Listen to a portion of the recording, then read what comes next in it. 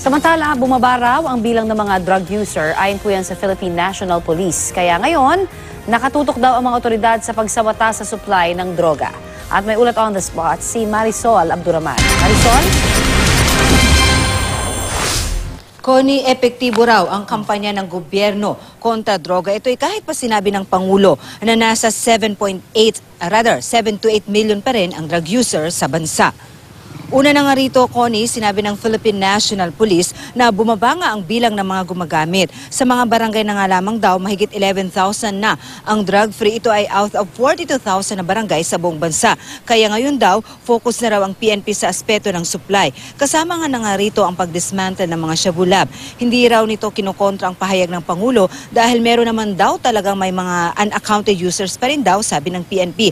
At ang pagtaas daw ng estimate na nasa 7 to 8 million ay dahil daw ito sa mga nahuhuli.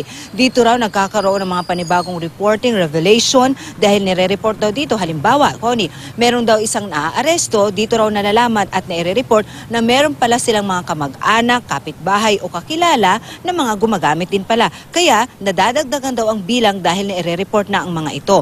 Sabi naman ng PCOO, nakuha naman daw ng Pangulo ang impormasyon na yon bagong pa man daw nagkaroon o naglunsad ang gobyerno ng anti-drug campaign. Kaya malaking hamon daw ito para sa PNP at sa PDEA na magkaroon o magtulong-tulong kontra droga, lalo na nga at itong sinabi ng Pangulo na estimated nasa 8 million pa rin daw ang drug users sa bansa.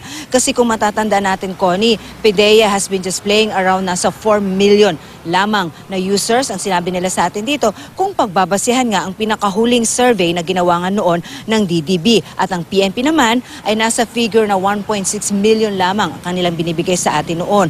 Bagamat meron daw naman mga dating grupo na nag-ooperate sa bansa, ang sabi ng PDEA, muli raw sinusubukan ng mga international drug syndicate na makapasok pa rin daw sa local market.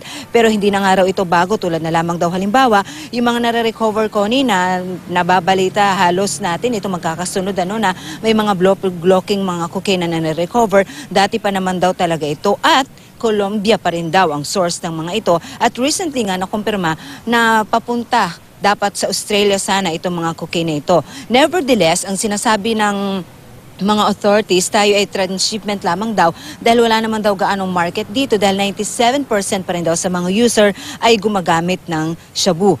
Ang NBI naman naniniwala na hindi talaga intended for Philippine market ang cocaine. Again, Conning, sinasabi sa atin ng PNP ang 7 to 8 million na sinabi raw ng Pangulo, ito ay estimate lamang naman daw. Pwede pa itong bumaba, pwede pa rin naman daw itong tumaas, pero patuloy daw nila itong binavalidate. Conning. Maraming salamat, Marisol Abduraman.